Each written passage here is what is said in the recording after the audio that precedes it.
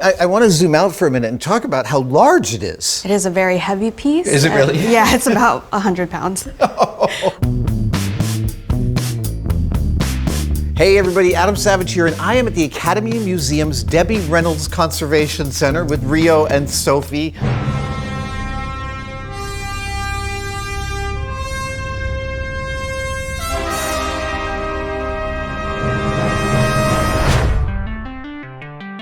Guys, this is... I don't even know where to begin. I am speechless at being next to this thing. Tell me what this amazing object is. So for the movie buffs out there, this is the Lunar model from 2001, A Space Odyssey by Stanley Kubrick.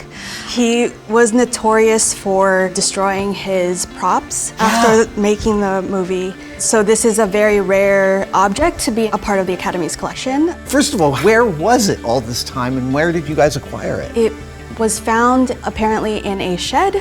It was actually infested with wood-boring beetles. This was a whole 5-year conservation project. It happened in phases, which is why it took so long.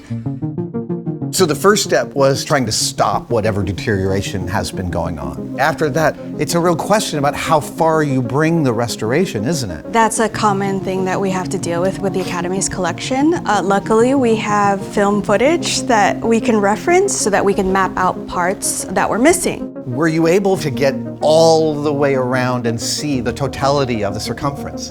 Amazing. Yeah. So we had the film archive take stills from the film. That's a still from the film? Yes, and we blew them up and printed them out. With conservation, sometimes we don't do restoration. We're just trying to stabilize it as it is.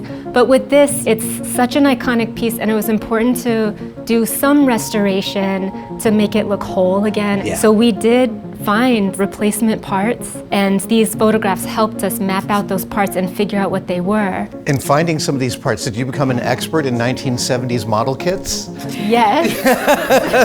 Whenever John Goodson would come, he would cover entire tables with 1950s, 60s, 70s model kits of train cars, submarines, and so we would look at the photos and try to find the matching pieces. It's funny, you can see like right here, that's a little like train hitch. Yep. These little guys right there, those are little scuba diving tanks. Oh, wow. Did this get an entire paint job, or is its paint job the removal of the dirt? It's just the removal of the dirt. So this image here actually is, this part is clean, this is not. Yeah. And as we cleaned it, there were a bunch of losses. Right. So what we do is we go in and fill the losses. With a loss like this, when you're repairing it, do you make it obvious under some other light spectrum so a future conservator can see that that was repaired? Definitely. We can actually look at the paints that we use under ultraviolet radiation and map out where we were working.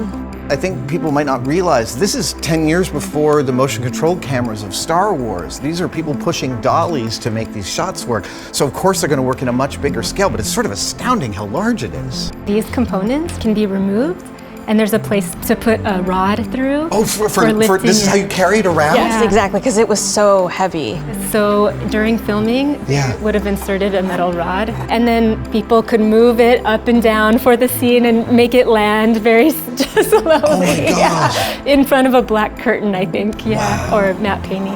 That's hilarious. Like Egyptians, right? They're carrying a litter. I'm beyond delighted that this piece found its way to you guys and that you took the time to make it so beautiful. I really assumed you must have painted it looking at this photo, so I'm just more than delighted that this is so original. This is so exciting.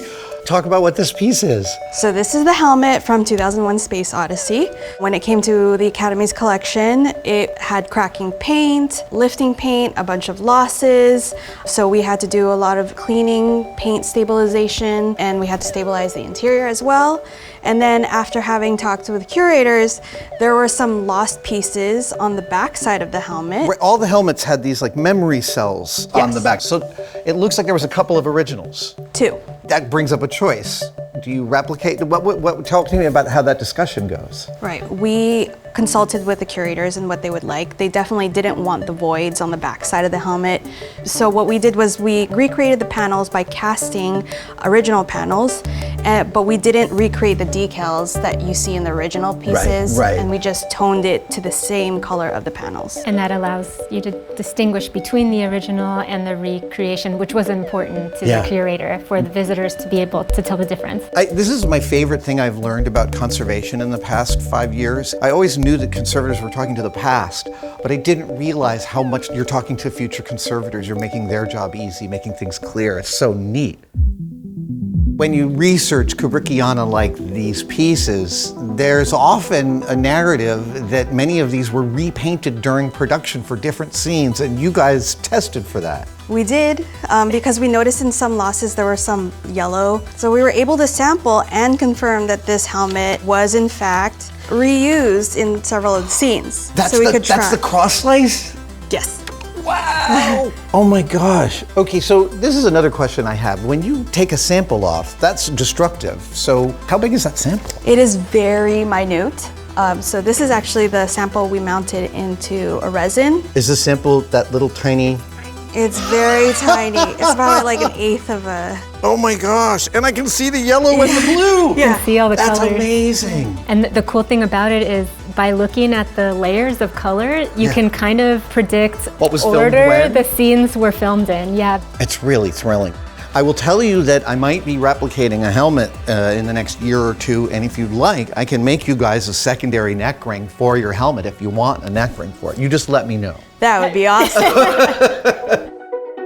Other parts of this I haven't asked about that are really cool, because this is just like, I'll spend hours talking about this beautiful piece. I guess one thing to note maybe is that even though it was cleaned, because it was very grimy, Yeah. it still kind of looks aged and worn and dirty, and you can still see the cracks.